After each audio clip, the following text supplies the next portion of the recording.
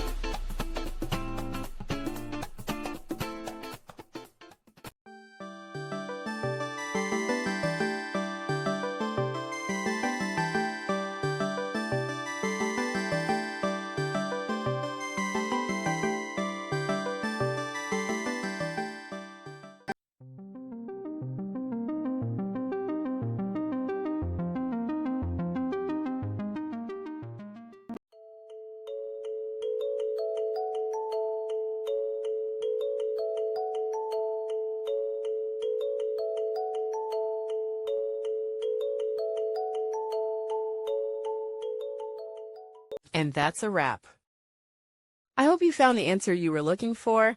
If you did, take a second to hit that subscribe button. It really helps out. And let me know in the comments which solution worked best for you. See you next time in the debug zone.